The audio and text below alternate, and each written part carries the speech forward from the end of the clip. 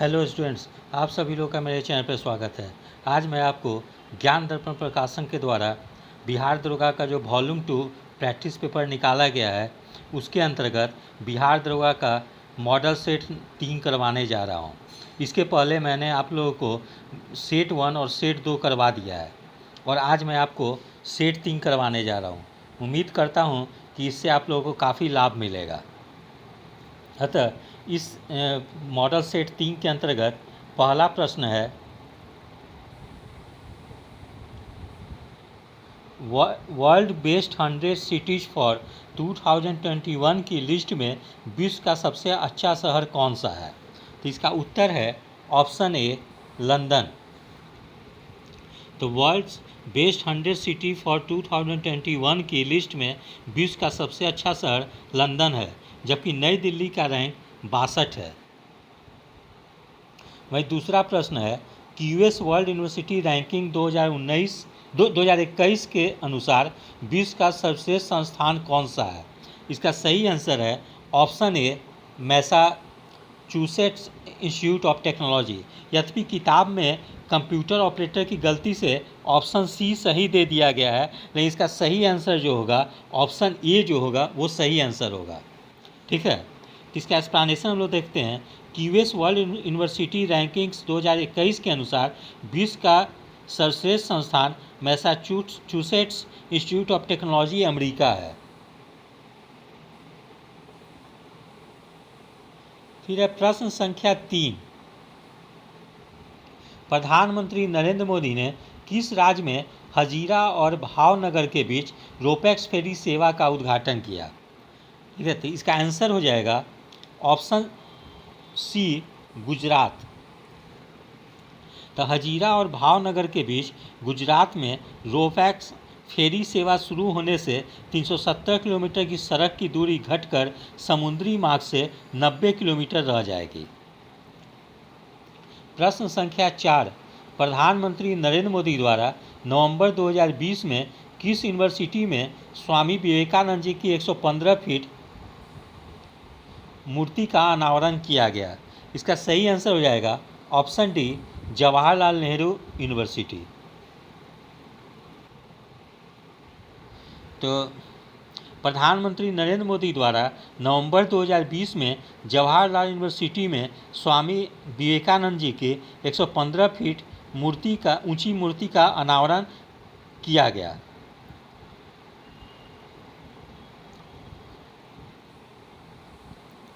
प्रश्न संख्या 5, प्रसाद PRASAD योजना किस मंत्रालय द्वारा शुरू की गई है? इसका सही आंसर हो जाएगा ऑप्शन ए, पर्यटन मंत्रालय द्वारा।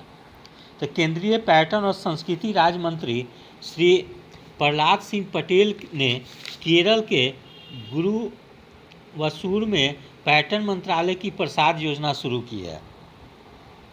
प्रश्न संख्या 6, हाल ही में प्रधानमंत्री नरेंद्र मोदी द्वारा आरंभ की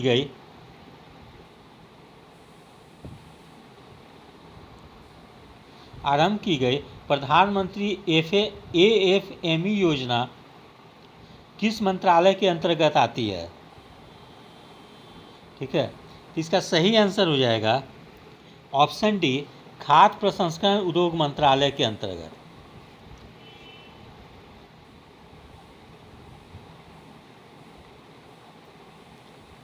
फिर है प्रश्न संख्या 7, हाल ही में कौन सा बल्लेबाज T20 क्रिकेट में 1000 छक्के लगाने वाला विश्व का पहला बल्लेबाज बन गया है?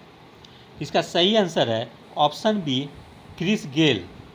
तो वेस्ट इंडीज़ के क्रिस गेल T20 क्रिकेट में 1000 छक्के लगाने वाले विश्व के पहले खिलाड़ी बन गए।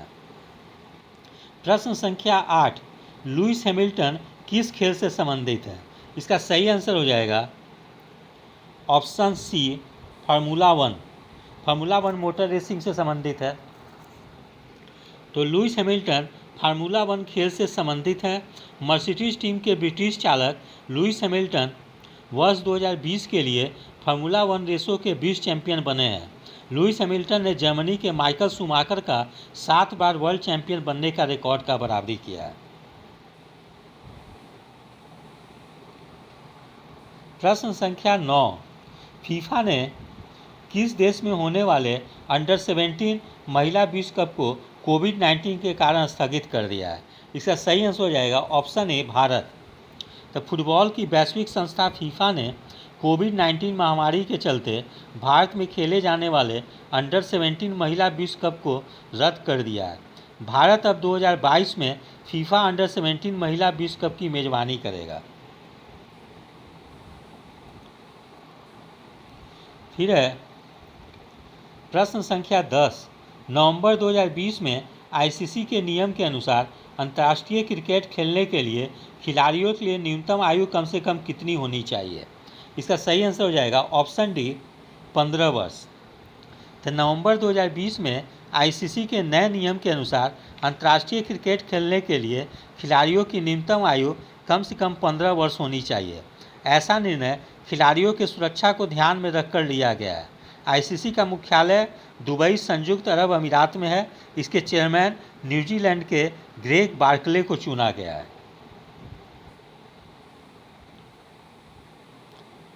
प्रश्न संख्या 11, अहमदाबाद के 6 वर्षीय अरहम ओम तलसानिया ने Guinness book of world record में शामिल हुए थे। वे किस क्षेत्र में प्रसिद्ध हैं? इसका सही आंसर हो जाएगा ऑप्शन सी, कंप्यूटर प्रोग्रामर। तो अहमदाबाद के 6 वर्षीय अरहम ओम तलसानिया ने Guinness book of world record में विश्व में सबसे युवा कंप्यूटर प्रोग्रामर के तौर पर नाम दर्ज कराया है। उन्होंने पाइथन प्रोग्रामिंग लैंग्वेज परीक्षा को क्लियर कर गिनीज वर्ल्ड रिकॉर्ड अपने नाम किया है। प्रश्न संख्या 12, केंद्रीय मंत्रिमंडल ने लक्ष्मी विलास बैंक के किस बैंक के साथ विलय होने की योजना को मंजूरी दी है? इसका सही आंसर हो जाएगा option A, DBS bank India limited. तो केंद्रीय मंत्रिमंडल ने लक्ष्मी विलास बैंक के सिंगापुर की bank DBS bank India limited के विलय डीबीएस बैंक इंडिया लिमिटेड में विलय को मंजूरी दी है। डीबीएस बैंक का मुख्यालय सिंगापुर में है और सीईओ पीयूष गुप्ता है, जबकि लक्ष्मी विलास बैंक का मुख्यालय चेन्नई, तमिलनाडु में है। इसके सीईओ सुब्रमण्यम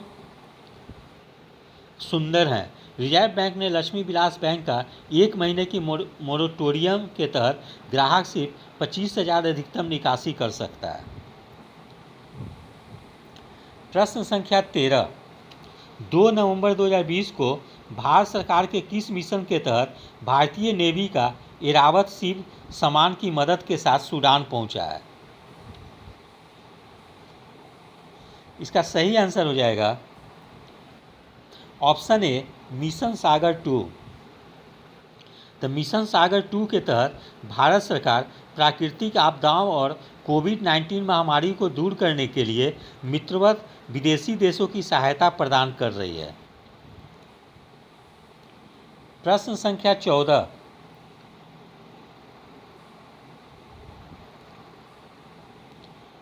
नवंबर 2020 में इसरो द्वारा लॉन्च किए गए नवीनतम पृथ्वी अवलोकन उपग्रह अर्थ ऑब्जर्वेशन सैटेलाइट का नाम क्या है? इसका सही आंसर हो जाएगा ऑप्शन ए, EOS-01। तो इसरो ने 7 नवंबर 2020 को EOS-01 के अलावा 9 और दूसरे देशों के सैटेलाइट को भी लॉन्च किया है। प्रश्न संख्या 15, जहाज़ों और पनडुब्बियों के निर्माण में आत्मनिर्भरता लाने के प्रतीक के रूप में किस शहर में प्रेरणा स्थल नामक एक केंद्र स्थापित किया गया है? ठीक है, इसका सही आंसर हो जाएगा ऑप्शन सी, विशाखापत्तनम। तो जहाज़ों और पनडुब्बियां निर्माण में आत्मनिर्भरता लाने के प्रतीक के रूप में विशाखापत्तनम शहर में प्रेरणा स्थल नामक एक केंद्र स्थापित किया गया है। प्रश्न संख्या 16, नवंबर 2020 में राष्ट्रपति भवन में तैनात आर्मी गार्ड बटालियन में किस बटालियन को तैनात किया गया है? इसका सही आंसर हो जाएगा ऑप्शन बी, सिख रेजिमेंट को। तो सिख रेजिमेंट अब गोरखा राइफल्स का स्थान लेगी। इसका कार्यकाल 35 वर्ष का होगा। प्रश्न संख्या 17, सेवा समाधान मोबाइल ऐप किस राज्य में शुरू किया गया है?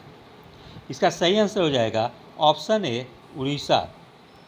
तो उड़ीसा के मुख्यमंत्री नवीन पटनायक ने किसानों को राज्य के जल संसाधन विभाग से सीधे जोड़ने के लिए मोबाइल ऐप लॉन्च किया है, जिसका नाम है सेवा समाधान मोबाइल ऐप।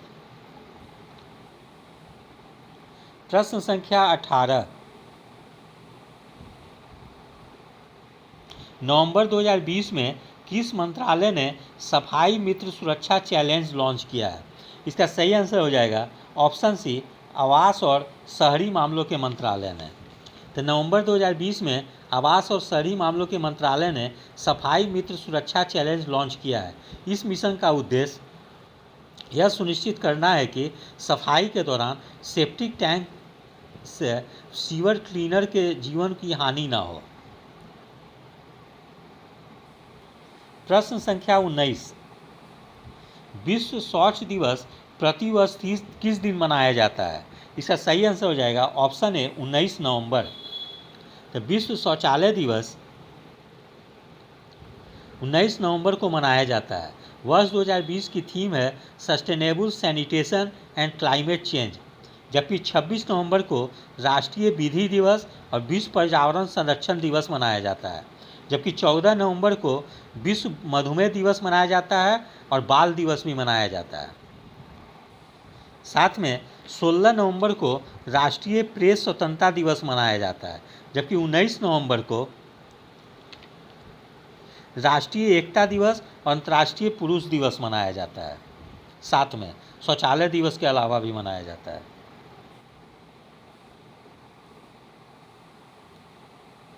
फिर है प्रश्न संख्या 20। भारत का पहला टायर पार्क किस राज्य में खोला जाएगा? इसका सही आंसर हो जाएगा ऑप्शन बी, पश्चिम बंगाल। तो भारत का पहला टायर पार्क पश्चिम बंगाल राज्य में स्थापित किया जाएगा। इस पार्क में स्क्रैप और खराब हो चुके पुर्जों से बनी कलाकृतियों को प्रदर्शित की जाएगी। प्रश्न संख्या 21। भारत की पहली सौर संचालित लघु ट्रेन मिनिएचर ट्रेन किस राज्य में शुरू की गई है? इसका सही आंसर हो जाएगा ऑप्शन बी, केरला। तो भारत की पहली सौर संचालित लघु ट्रेन या मिनिएचर ट्रेन केरल राज्य में शुरू की गई है। यह ट्रेन 2 नवंबर 2020 को केरल के भेली टूरिस्ट गांव में केरल के मुख्यमंत्री के द्वारा शुरू की गई। प्रश्न संख्या 22। नमामि गंगे प्रोग्राम के लिए किस कॉमिक चरित्र को ब्रांड एम्बेसडर चुना गया है? इसका सही आंसर हो जाएगा ऑप्शन सी, चाचा चौधरी। तो नमामि गंगे प्रोग्राम के लिए चाचा चौधरी कॉमिक चरित्र को ब्रांड एम्बेसडर के लिए चुना गया है। यहाँ थोड़ा किताब में ये कंप्यूटर ऑपरेटर के द्वारा कुछ टाइप नहीं किया गया था, जिसको मैं सुधार दे रहा हूँ, कुछ एडिशनल चीज़ को जोड़ दे रहा हूँ। तो नमामि गंगे प्रोग्राम का शुभारंभ जून 2014 में गंगा को साफ करने के लिए हरिद्वार उत्तराखंड से आरंभ किया गया है। ठीक है, ये मैंने एक्स्ट्रा चीज़ को जोड़ दिया है जो कि किताब में जो कंप्यूटर ऑपरेटर के द्वारा टाइप नहीं किया गया था, जिसके चलते वो छूट गया था। प्रश्न संख्या 23। भारत का पहला चंदन संग्रहालय किस भारतीय राज्य में खोला जाएगा? तो इसका ऑप्शन हो जाएगा ऑप्शन ए, कर्नाटक। तो भारत का पहला चंदन संग्रहालय कर्नाटक राज्य में स्थापित किया जाएगा। प्रश्न संख्या 24। निम्नलिखित में से किस पुस्तक की लेखक अरुंधति राय है? ठीक है, इसका सही आंसर हो जाएगा ऑप्शन ए। तो ऑप्शन ए में क्या है? Walking with comrades. ये अरुंधति राय के द्वारा लिखा गया है। जबकि आई एम नॉट मसीहा सोनू सूद के द्वारा लिखा गया है। ये बहुत चर्चित बॉलीवुड के अभिनेता हैं जिन्होंने कोविड पीरियड में गरीबों को काफ़ी ज़्यादा मदद की थी, और हाल ही में आयकर विभाग के द्वारा इनके ऑफिस और आवास पे छापामारी की गई है और इन पर आरोप कर चोरी का लगाया गया है। फिर आगे पुस्तक है your best day is today, Anupam Kher. फिर है द बैटल ऑफ बिलोंगिंग, ये शशि थरूर का है। प्रश्न संख्या 25। किस देश ने नवंबर 2020 में दुनिया का पहला 6G एक्सपेरिमेंटल उपग्रह को अंतरिक्ष में भेजा है? ठीक है, इसका सही आंसर हो जाएगा ऑप्शन सी, चीन ने नवंबर 2020 में दुनिया का पहला 6G एक्सपेरिमेंटल उपग्रह को अंतरिक्ष में भेजा है। यह तकनीक 5G की तुलना में 100 गुना तेज होने की उम्मीद है। प्रश्न संख्या 26, किस देश ने सुरक्षित पेयजल के लिए भारत के साथ उस देश में सतूत बांध को विकसित करने के लिए समझौता किया है? ठीक है, इसका सही आंसर हो जाएगा ऑप्शन बी, अफगानिस्तान। तो अफगानिस्तान ने सुरक्षित पेयजल के लिए भारत के साथ सतूत बांध को विकसित करने के लिए समझौता किया है। प्रश्न संख्या 27,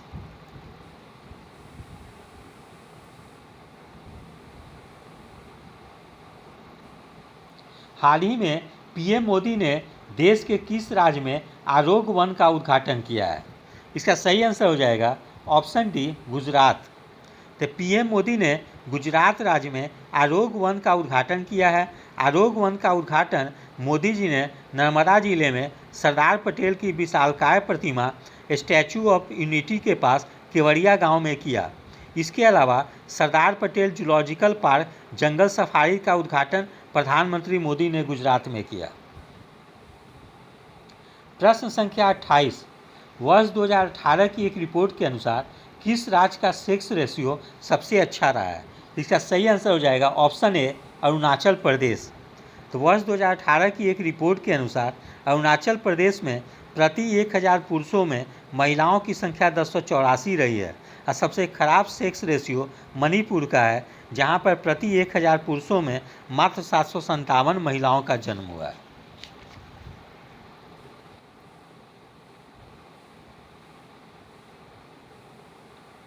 प्रश्न संख्या 29, किस राज्य में आयोजित किए जाने वाले भारत अंतर्राष्ट्रीय चेरी ब्लॉसम उत्सव को कोविड-19 महामारी के चलते इस वर्ष रद्द कर दिया गया?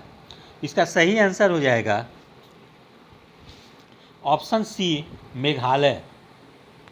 तो मेघालय में आयोजित किए जाने वाले भारत अंतर्राष्ट्रीय चेरी ब्लॉसम उत्सव को कोविड-19 महामारी के चलते इस वर्ष रद्द कर दिया गया। इस उत्सव को मेघालय के शिलांग में आयोजित किया जाता था। प्रश्न संख्या 30, निम्न में से किसको चाल्कोलिथिक या युग भी कहा जाता है? इसका सही आंसर हो जाएगा ऑप्शन ए, ताम्रपाषाण युग। तो ताम्रपाषाण युग को चाल्कोलिथिक या कैल्कोलिथिक युग भी कहा जाता है। धातुओं में सबसे पहले तांबे का प्रयोग हुआ। इस चरण में पत्थर एवं तांबे के उपकरणों के साथ साथ प्रयोग जारी रहा। इसी कारण इसे ताम्रपाषाणिक संस्कृति कहा जाता है। ताम्रपाषाणी का अर्थ है पत्थर एवं तांबे के प्रयोग की अवस्था। प्रश्न संख्या 31, निम्नलिखित में से किस पशु का अंकन हड़प्पा संस्कृति की मुहरों पर नहीं मिलता है? ठीक है, इसका सही आंसर हो जाएगा ऑप्शन डी, घोड़ा। तो सिंधु घाटी सभ्यता में कुछ स्थलों से घोड़े के अस्थि अवशेष प्राप्त हुए हैं, लेकिन उसका अंकन हड़प्पा की मुहरों पर नहीं मिलता है। प्रश्न संख्या 32, गोत्र शब्द का प्रयोग सर्वप्रथम हुआ था। इसका ऑप्शन हो जाएगा, इसका सही आंसर हो जाएगा ऑप्शन सी, ऋग। इसका सही आंसर हो जाएगा ऑप्शन सी, ऋग्वेद। तो ऋग्वेद में सर्वप्रथम प्रयोग गोत्र शब्द का हुआ है। गोत्र शब्द का मूल अर्थ है गोष्ठ अथवा वह स्थान जहाँ समूचे कुल का गोत्र ना पाला जाता था। प्रश्न संख्या 33,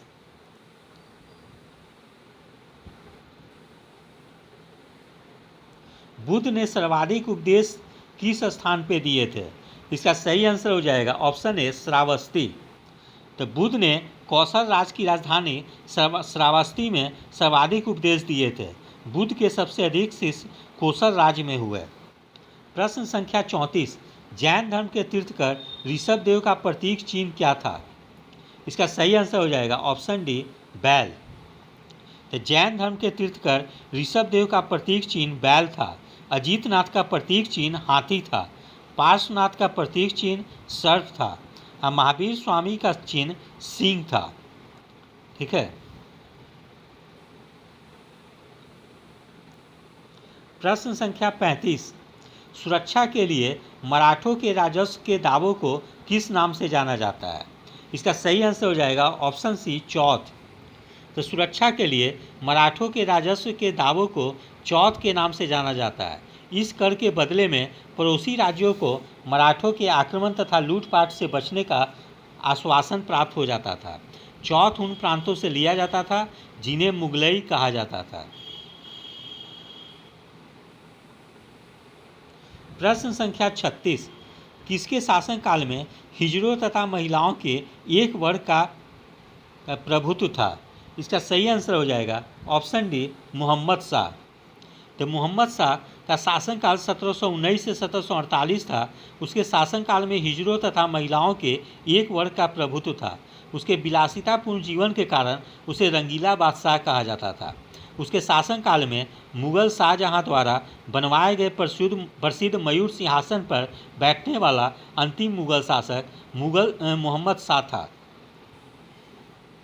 इसके शासनकाल में ही नादिर शाह ने 1739 ईस्वी में भारत पर आक्रमण किया और करनाल युद्ध में मुगल सेना को पराजित किया था।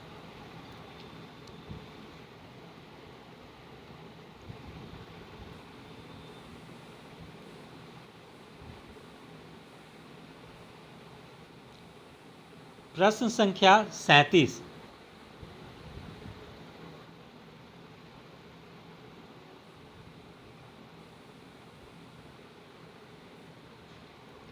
पानीपत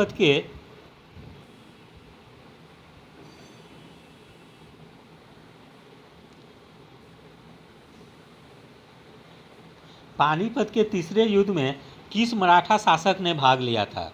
इसका सही आंसर हो जाएगा ऑप्शन ए, सदाशिवराव भाऊ। तो 14 जनवरी 1761 ईस्वी को पानीपत का तीसरा युद्ध सदाशिवराव भाऊ जो कि मराठा की तरफ से लड़े थे और अहमद शाह अब्दाली अफगानों की तरफ से थे, उनके बीच युद्ध हुआ था। इस युद्ध में मराठे बुरी तरह पराजित हुए।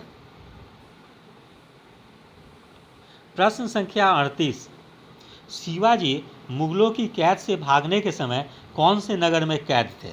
इसका सही आंसर हो जाएगा ऑप्शन सी, आगरा। तो शिवाजी मुगलों की कैद से भागने के समय आगरा नगर के जयपुर भवन में कैद थे। शिवाजी को औरंगजेब ने आगरा में 1666 ईस्वी में कैद किया था। प्रश्न संख्या 39, निम्नलिखित में से किस सिख गुरु ने गुरुमुखी प्रारंभ की? इसका सही आंसर हो जाएगा ऑप्शन बी, गुरु अंगद। तो गुरु अंगद ने गुरुमुखी प्रारंभ की। गुरुमुखी पंजाबी शब्द गुरामुखी से बना है। इसका अर्थ है गुरु के मुख से। प्रश्न संख्या 40, मध्यकाल में सर्वप्रथम भारत से व्यापार संबंध स्थापित करने वाले कौन थे? इसका सही आंसर हो जाएगा ऑप्शन ए, पुर्तगाली। तो मध्यकाल में सर्वप्रथम 1498 ईस्वी में भारत के साथ व्यापार संबंध स्थापित करने वाले एस्टाडो द इंडिया पुर्तगालीज कंपनी थी। तत्पश्चात डच ईस्ट इंडिया कंपनी 1602 ईस्वी में भारत आई और जहांगीर के शासनकाल में इंग्लिश ईस्ट इंडिया कंपनी ने सर्वप्रथम 1611 ईस्वी में मछलीपट्टनम में एक अस्थायी कारखाना स्थापित किया था और 1613 ईस्वी में सूरत में स्थापित कारखाना अंग्रेजों का प्रथम अस्थायी कारखाना था। डचों द्वारा सूरत में 1616 ईस्वी में कारखाना स्थापित हुआ, जबकि फ्रांसीसी कंपनी 1668 ईस्वी में स्थापित की गई थी। प्रश्न संख्या 41, किस युद्ध का अंत एक्स-ला-शापेल की संधि से हुआ? ठीक है, इसका सही आंसर हो जाएगा ऑप्शन बी, प्रथम कर्नाटक युद्ध। तो प्रथम कर्नाटक युद्ध 1746-48 में हुआ था। इसका अंत जो हुआ था एक्स-ला-शापेल की संधि से हुआ। ठीक है, जबकि प्रथम मैसूर युद्ध में ब्रिटिश की हार हुई और द्वितीय कर्नाटका युद्ध 1749 से 1754 तक चला, वह अनिर्णायक युद्ध के रूप में संपन्न हुआ। और तृतीय कर्नाटक युद्ध 1757 से 1763 ईस्वी तक चला, उसका अंत पेरिस की संधि से हुआ था। प्रश्न संख्या 42, अंग्रेजी शासनकाल में भारत का कौन सा क्षेत्र अफीम उत्पादन हेतु प्रसिद्ध था? इसका सही आंसर हो जाएगा ऑप्शन ए, बिहार। तो अंग्रेजी शासनकाल में भारत का बिहार अफीम उत्पादन हेतु प्रसिद्ध था। प्रश्न संख्या 43, अंग्रेजी शासनकाल में भारत का कौन सा क्षेत्र अफीम उत्पाद हो गया। प्रश्न संख्या 43, निम्न में से किसने भारत में अंग्रेजों का सर्वाधिक विरोध किया। इसका आंसर हो जाएगा ऑप्शन डी, मराठा। तो भारत में अंग्रेजों का सर्वाधिक विरोध मराठा ने किया। 3 युद्ध के बाद ही अंग्रेज मराठा को पूर्णतः पराजित करने में सफल रहे। प्रथम अंग्रेज मराठा युद्ध 1775 से 1782 तक चला। 1782 के सालबाई की संधि अंग्रेज तथा महादजी सिंधिया के बीच से प्रथम अंग्रेज मराठा युद्ध समाप्त हो गया और द्वितीय अंग्रेज मराठा युद्ध 1803 से 1806 तक चला और तृतीय अंग्रेज मराठा युद्ध 1817 से 1818 ईस्वी तक चला। प्रश्न संख्या 44, निम्नलिखित भारतीय शासकों में से कौन था जिसने विदेशों में आधुनिक पद्धति से दूतावास स्थापित किया। इसका सही आंसर हो जाएगा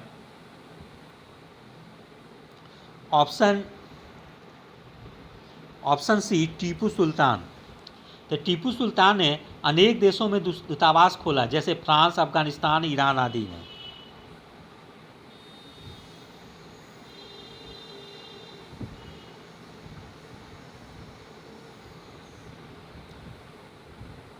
प्रश्न संख्या 45, निम्नलिखित में से किस पर ब्रिटिश संसद में महाभियोग का मुकदमा चलाया गया था। इसका सही आंसर हो जाएगा ऑप्शन बी, वारेन हेस्टिंग्स। तो वारेन हेस्टिंग्स के अन्यायपूर्ण तथा निरंकुश कार्यों के कारण उस पर ब्रिटिश संसद में महाभियोग का मुकदमा चलाया गया।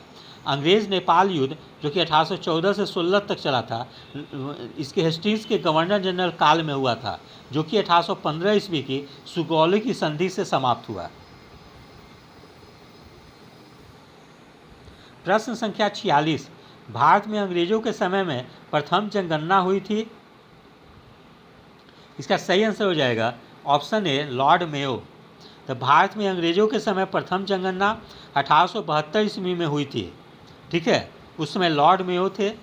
जबकि लॉर्ड रिपन के काल में नियमित जनगणना 1881 ईस्वी में आरंभ हुई और लॉर्ड मेयो की हत्या अंडमान निकोबार द्वीप समूह में भ्रमण के दौरान एक कैदी द्वारा कर दी गई। मेयो प्रथम गवर्नर जनरल था जिसकी हत्या उसके कार्यकाल में की गई थी। प्रश्न संख्या 47, इल्बर्ट बिल विवाद किससे संबंधित था। इसका सही आंसर हो जाएगा ऑप्शन डी, लॉर्ड रिपन। तो सर पीसी इल्बर्ट वायसराय की परिषद के सदस्य थे।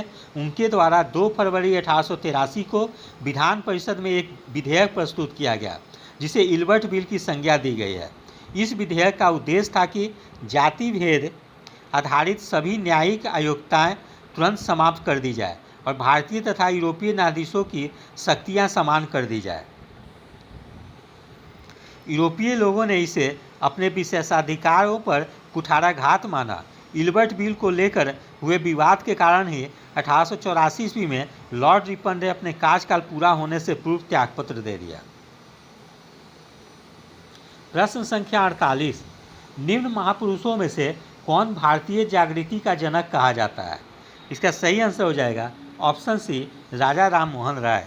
तो राजा राम मोहन राय को भारतीय पुनर्जागरण का पिता या भारतीय राष्ट्रवाद का पैगंबर, अतीत एवं भविष्य के मध्य सेतु या भारतीय राष्ट्रवाद का जनक, आधुनिक भारत का पिता, भारतीय राष्ट्रवाद का जनक, आधुनिक भारत का पिता, प्रथम आधुनिक पुरुष तथा युगदूत कहा गया है। प्रश्न संख्या 49, भारतीय राष्ट्रीय कांग्रेस के प्रथम अंग्रेज अध्यक्ष कौन थे। इसका सही आंसर हो जाएगा ऑप्शन बी, जॉर्ज यूल। तो भारतीय राष्ट्रीय कांग्रेस के चौथे अधिवेशन 1888 ईस्वी के इलाहाबाद अधिवेशन की अध्यक्षता जॉर्ज यूल ने किया। वह प्रथम अंग्रेज अध्यक्ष थे। जबकि 1889 ईस्वी के बम्बई कांग्रेस की अध्यक्षता तथा 1910 ईस्वी के इलाहाबाद कांग्रेस की अध्यक्षता विलियम वेडरबर्न ने की। 1904 ईस्वी के बम्बई कांग्रेस की अध्यक्षता सर हेनरी कॉटन ने की और 1917 ईस्वी के कलकत्ता कांग्रेस की अध्यक्षता श्रीमती एनी बेसेंट ने की। वो प्रथम महिला थी जो भारतीय राष्ट्रीय कांग्रेस की अध्यक्ष बनी। प्रश्न संख्या 50, समानांतर अर्थव्यवस्था का क्या तात्पर्य है? तो इसका आंसर हो जाएगा ऑप्शन सी, कर वंचन। तो समानांतर अर्थव्यवस्था कर वंचन के कारण बनती है। इसके अंतर्गत सरकार को सही ढंग से कर नहीं जमा की जाती है और आय का लेखा जोखा नहीं होता है। अब इसके बाद 51 से 55 तक अंकगणित का सवाल है, इसलिए इसमें मैं केवल आप लोग को आंसर बता दे रहा हूँ कुछ प्रश्न पढ़कर।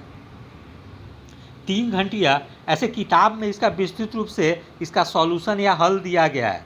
तो जो स्टूडेंट्स ज्ञान दर्पण प्रकाशन का बिहार दरोगा का वॉल्यूम 2 लेना चाहते हो, वो छोटू बुक स्टॉल जो कि बीपीएससी या बिहार लोक सेवा आयोग गेट के पास है गली में, वहाँ जाकर ले सकते हैं या अन्य स्थानों पे भी उपलब्ध है।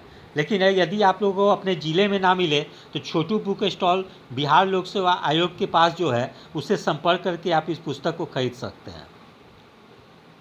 तो 3 घंटियाँ 10, 15 और 20 मिनट के अंतराल पर बजती है।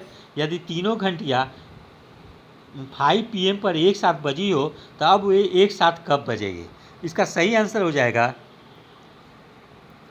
यहाँ पे आंसर गलत दे दिया गया थोड़ा सा। इसका सही आंसर होगा ये ऑप्शन, एक्सप्लेनेशन में गलत है, ऐसे उत्तर माला में आंसर सही है।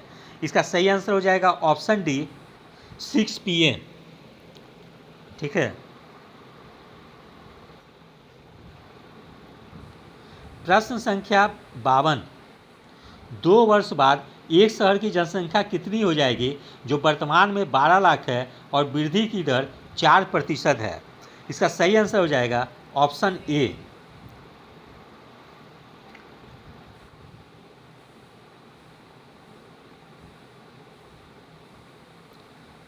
प्रश्न संख्या 53, एक शहर की जनसंख्या 8000 है। यदि पुरुषों की संख्या में 8% और महिलाओं की संख्या में 12% की वृद्धि होती है तो जनसंख्या 8680 हो जाएगी। तो शहर में महिलाओं की संख्या ज्ञात करें। इसका सही आंसर हो जाएगा ऑप्शन बी, 1000।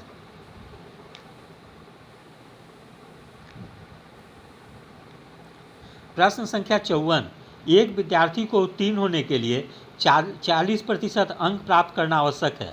उसे एक परीक्षा में 40 अंक प्राप्त हुए और वह 40 अंकों से अनुत्तीर्ण हो गया। परीक्षा के प्राप्त करने योग्य अधिकतम अंक कितने हैं? इसका सही आंसर हो जाएगा ऑप्शन सी, 200। प्रश्न संख्या 55, 2 अलग अलग दवाइयों में अल्कोहल की मात्रा क्रमशः 1.5% तथा 2.5% है। इन दोनों को किस अनुपात में मिलाया जाना चाहिए ताकि प्राप्त नए मिश्रण में अल्कोहल की मात्रा 3.5% हो जाए? इसका सही आंसर हो जाएगा ऑप्शन सी, 3:2।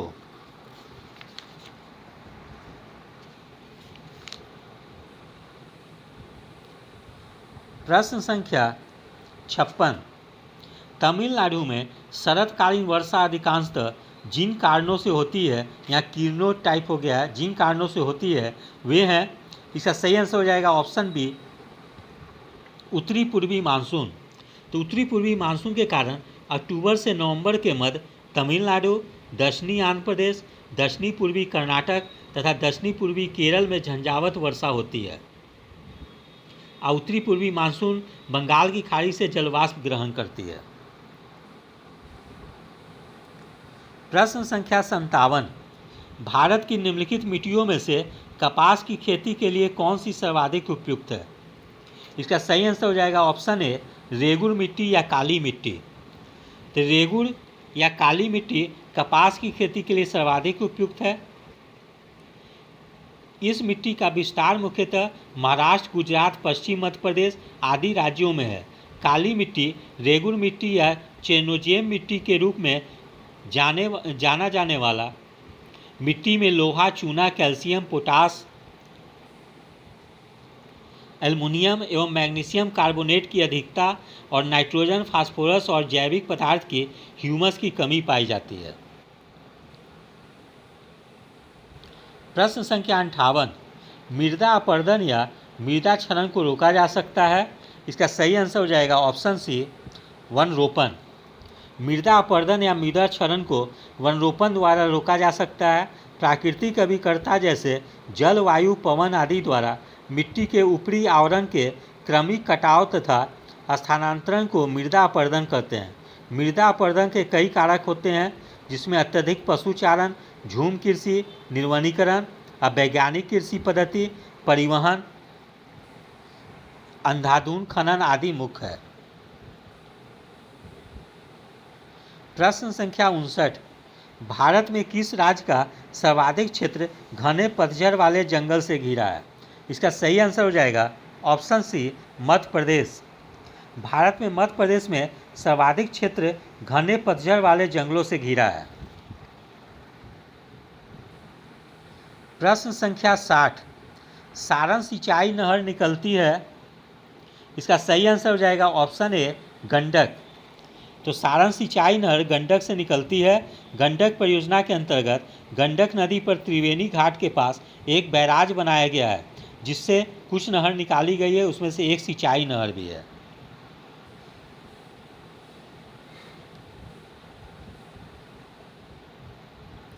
प्रश्न संख्या 61, निम्नलिखित में से अलास्का किस देश का हिस्सा है? इसका सही आंसर हो जाएगा ऑप्शन डी, अमेरिका। ठीक है, इसका सही आंसर हो जाएगा ऑप्शन डी, अमेरिका। तो अलास्का अमेरिका का एक प्रांत है।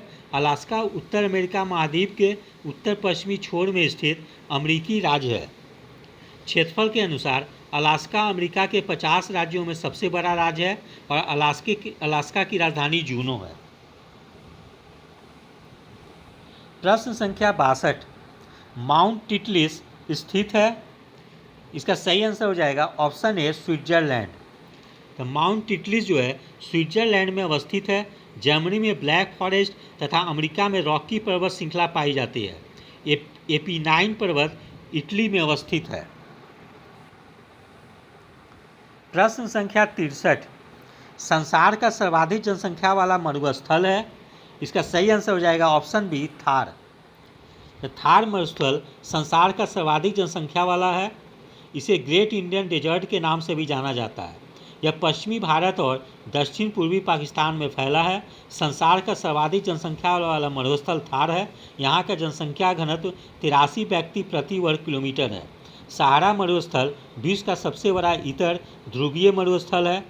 यह उत्तरी अफ्रीका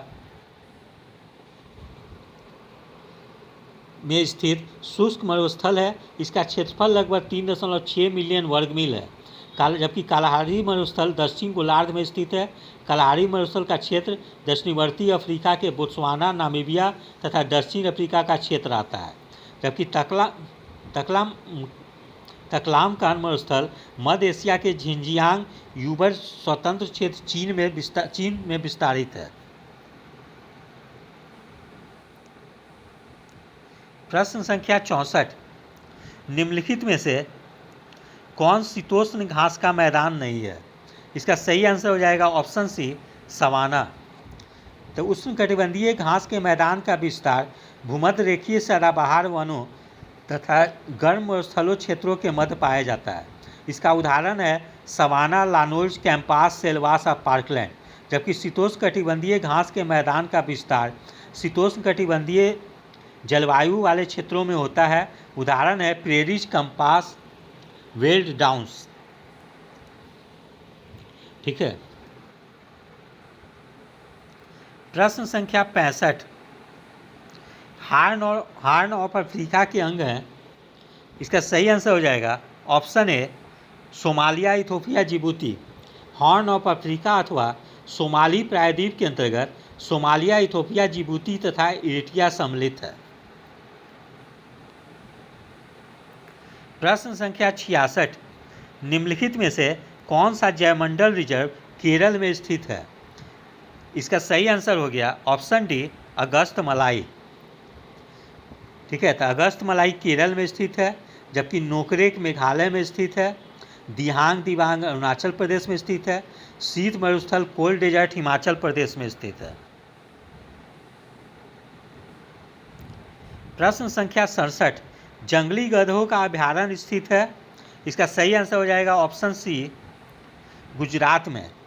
तो गुजरात राज्य के कच्छ के रण में जंगली गधों का अभयारण्य स्थित है। 4954 वर्ग किलोमीटर में फैला यह भारत का सबसे बड़ा वन जीव अभयारण्य है, जिसकी स्थापना 1972 ईस्वी में की गई।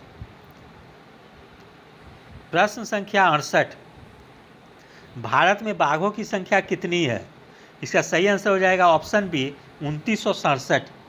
तो भारत में बाघों की संख्या 2967 है, जबकि मध्य प्रदेश में सर्वाधिक संख्या 526 है। ठीक है, तत्पश्चात कर्नाटक में 524 है। अब प्रत्येक वर्ष 29 जुलाई को अंतर्राष्ट्रीय बाघ दिवस के रूप में मनाया जाता है। अब भारत का सबसे बड़ा बाघ आवास आंध्र प्रदेश का नागार्जुन सागर श्रीशैलम टाइगर रिजर्व है।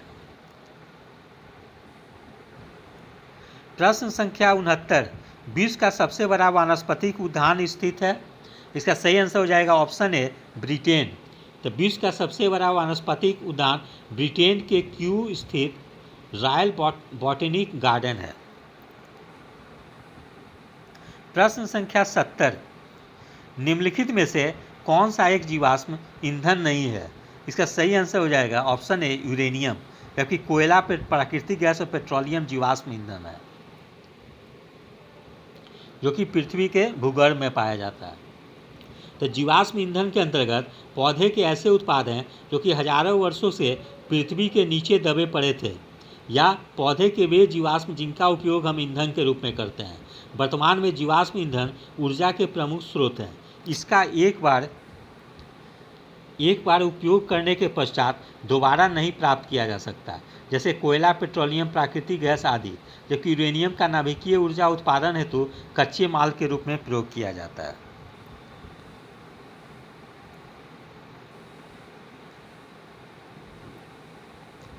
प्रश्न संख्या 71, भारतीय संविधान का गठन किया गया? इसका सही आंसर हो जाएगा ऑप्शन बी, कैबिनेट मिशन योजना 1946 के अंतर्गत। तो भारतीय संविधान का गठन कैबिनेट मिशन योजना 1946 के अंतर्गत किया गया था। कैबिनेट मिशन की रिपोर्ट के अनुसार संविधान सभा निर्वाचित होनी थी और प्रांतों का प्रतिनिधित्व जनसंख्या के आधार पर होना था। संविधान सभा की कुल सदस्य संख्या 389 निर्धारित थी। इनमें से 296 सीटें ब्रिटिश भारत को तथा 93 सीटें देशी रियासतों को आवंटित की जानी थी। 296 सीटों में कांग्रेस को 208, मुस्लिम लीग को 73 तथा छोटे समूह व स्वतंत्र सदस्यों को 15 सीट मिली।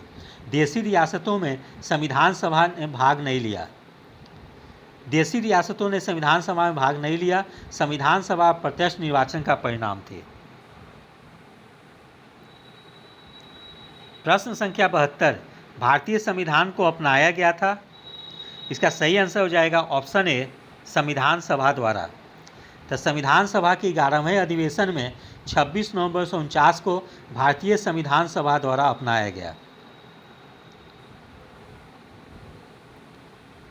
प्रश्न संख्या 73, संविधान निर्मात्री परिषद की झंडा समिति के अध्यक्ष कौन थे? इसका सही आंसर हो जाएगा ऑप्शन सी, डॉक्टर राजेंद्र प्रसाद। तदर्थ झंडा समिति का गठन संविधान निर्मात्री परिषद ने 23 जून 1947 को किया था, जिसके अध्यक्ष डॉक्टर राजेंद्र प्रसाद थे। प्रश्न संख्या 74, भारतीय राजनीतिक व्यवस्था में इनमें से कौन सर्वोच्च है?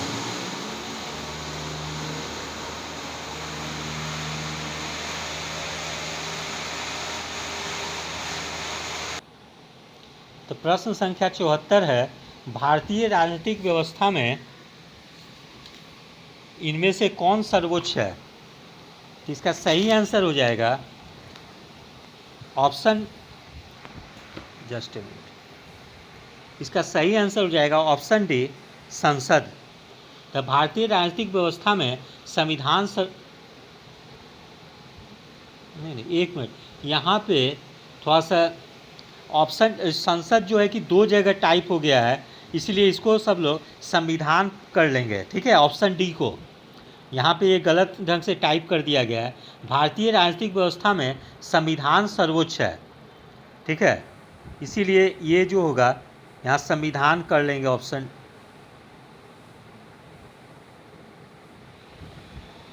ठीक है।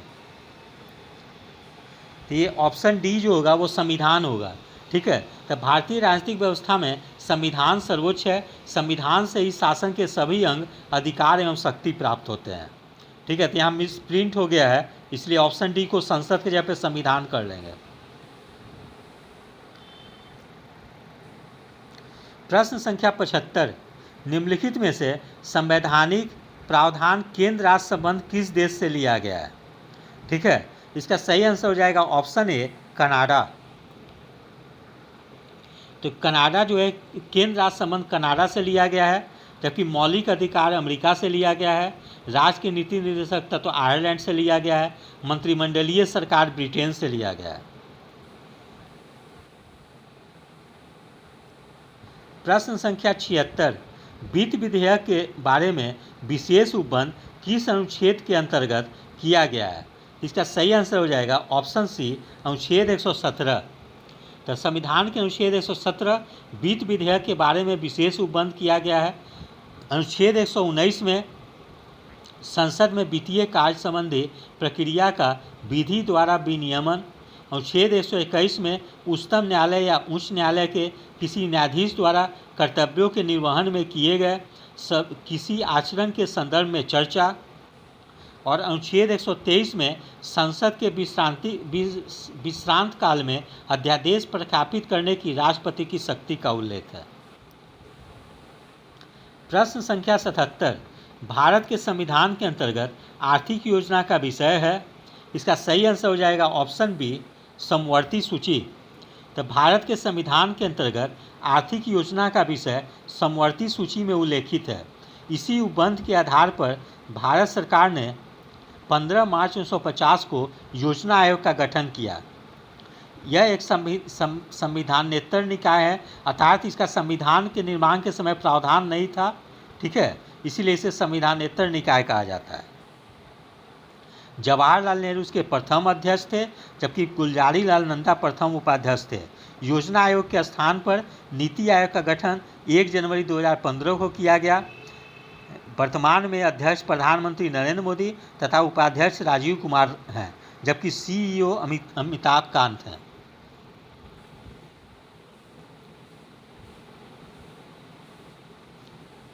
प्रश्न संख्या 78, भारतीय संविधान के 6ठी अनुसूची के प्रावधान किस राज्य में संबंधित नहीं है, ठीक है। इसका सही आंसर हो जाएगा ऑप्शन ए नागालैंड।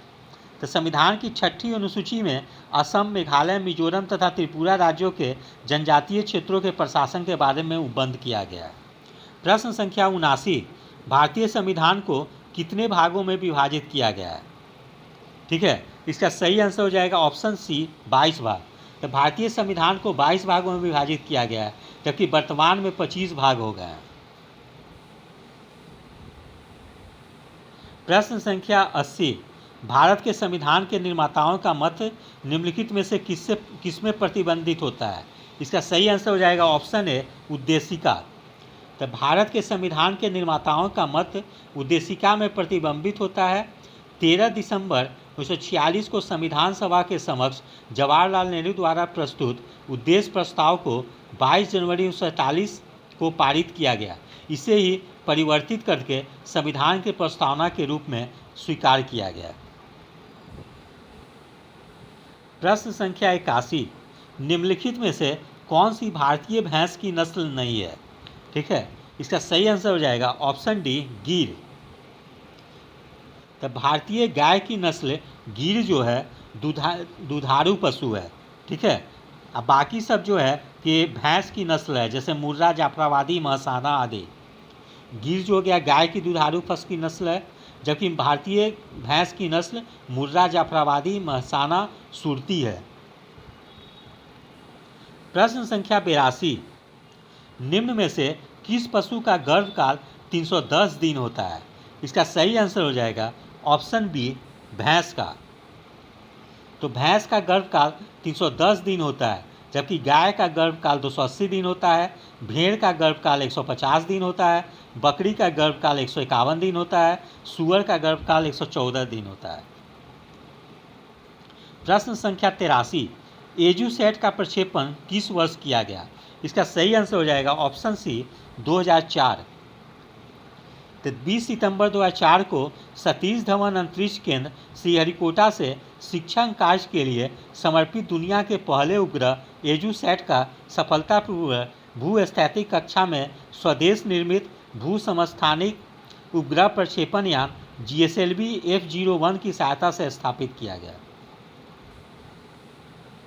प्रश्न संख्या 84, अंतरिक्ष में प्रथम भारतीय को किस वर्ष भेजा गया? ठीक है, इसका सही आंसर हो जाएगा ऑप्शन ए 1984। 3 अप्रैल 1984 को स्क्वाड्रन लीडर राकेश शर्मा अंतरिक्ष में जाने वाले प्रथम भारतीय बने। वे 2 अंश संविधान अंतरिक्ष सोवियत एजेंसी वे 2 अंश सोवियत अंतरिक्ष यात्रियों के साथ सोयूज टी अंतरिक्ष यान में कजाकिस्तान में बैंकुआर कॉस्ट्रोडम से अंतरिक्ष में गए, जबकि स्क्वाड्रन लीडर राकेश शर्मा 11 अप्रैल 1984 को सुरक्षित पृथ्वी पर वापस लौट आए। प्रश्न संख्या 85, निम्न में से किस देश की राजधानी ब्राज़ाविले है? इसका सही आंसर हो जाएगा ऑप्शन डी कांगो। तो कांगो की राजधानी ब्राज़ाविले है, बोत्सवाना का गैबोरोन है, बुरुंडी का बुजुम्बुरा है, कैमरून का याओंडे है। प्रश्न संख्या 86, ये फिजिक्स का मैथ्स है, न्यूमेरिकल है, इसको दें। 40 डिग्री सेल्सियस का मान फ़ारेनहाइट स्केल में कितना होता है? इसका सही आंसर हो जाएगा ऑप्शन ए 104 डिग्री फ़ारेनहाइट। तो सेंटीग्रेड को फ़ारेनहाइट में बदलने का फॉर्मूला है C/5 = F-32/9। तो सेंटीग्रेड का वैल्यू दिया हुआ है तो वहाँ उसको 40 रख देंगे और उससे क्रॉस मल्टीप्लाई करके F का मान निकाल लेंगे, जो कि 104 डिग्री फ़ारेनहाइट आएगा। प्रश्न संख्या 87, थर्मस बोतल में पेय पदार्थ को कुछ समय तक उसी ताप पर रखने के लिए उसकी दीवारों पर निम्न की परत लगाई जाती है। ठीक है, तो इसका सही आंसर हो जाएगा ऑप्शन डी रजत पदक। थर्मस बोतल में पेय पदार्थ को कुछ समय तक उसी ताप पर रखने के लिए उसकी दीवारों पर रजत परत लगाई जाती है। प्रश्न संख्या 88, निम्न में से कौन सी यांत्रिक तरंग है? इसका सही आंसर हो जाएगा ऑप्शन सी ध्वनि तरंग।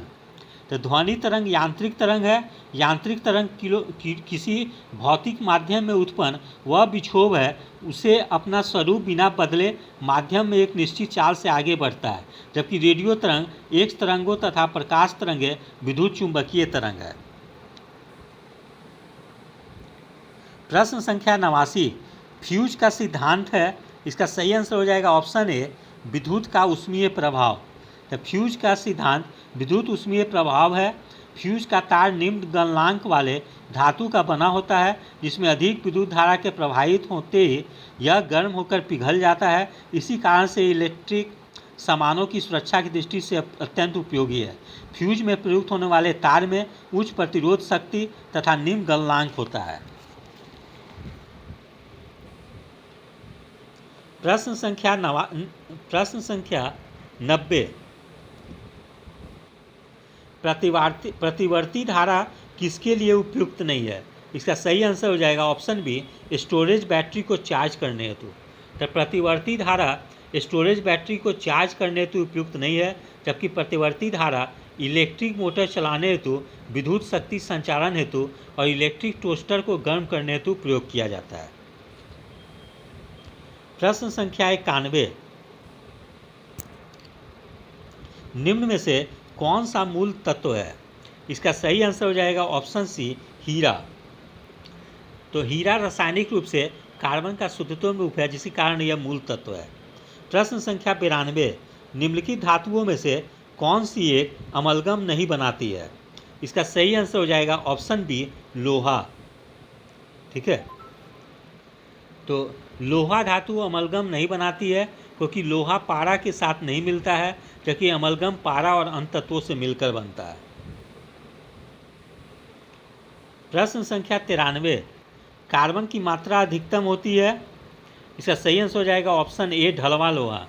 कार्बन की मात्रा अधिकतम ढलवां लोहा में 3.5 से 4.5% तक कार्बन होती है, जबकि पिटुआ लोहा में 0.04 से 0.08% तक होती है। स्टील में 1.5% मिश्र धातु स्टील में, ठीक है, इतना प्रतिशत कार्बन की मात्रा होती है। प्रश्न संख्या 94, खारे पानी को शुद्ध पानी में परिवर्तित करने की प्रक्रिया को क्या कहते हैं। इसका सही आंसर हो जाएगा ऑप्शन सी, उत्क्रम परासरण। तो उत्क्रम परासरण के अंतर्गत खारे पानी को शुद्ध पानी में परिवर्तित किया जाता है। प्रश्न संख्या 95, कीटभक्षी पौधे जिस मिट्टी में उगते हैं उसमें कमी रहती है। इसका सही आंसर हो जाएगा ऑप्शन ए, नाइट्रोजन। तो कीटभक्षी पौधे जिस मिट्टी में उगते हैं उसमें नाइट्रोजन की कमी होती है। ये पौधे अपनी नाइट्रोजन की आवश्यकता कीटों को पकड़कर तथा उसका पाचन करके पूरा करते हैं।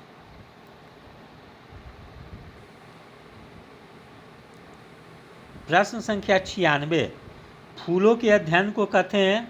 इसका सही आंसर हो जाएगा ऑप्शन ए, एंथोलॉजी।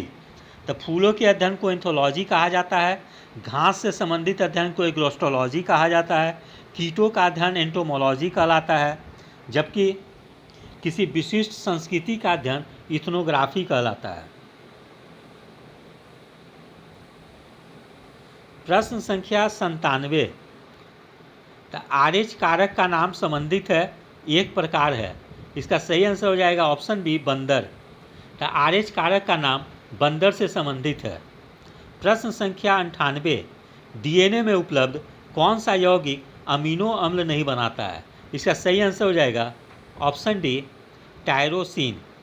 तो DNA उपलब्ध यौगिक एडेनिन, गुआनिन, साइटोसिन अमीनो अम्ल का निर्माण करते हैं, जबकि टायरोसिन नामक अमीनो अम्ल DNA में मौजूद एक यौगिक है जो कि अमीनो अम्ल नहीं बनाता। प्रश्न संख्या 99, पाचन तंत्र में निम्नलिखित में से कौन सा एक पाचक एंजाइम नहीं है। इसका सही आंसर हो जाएगा ऑप्शन ए, गैस्ट्रिन।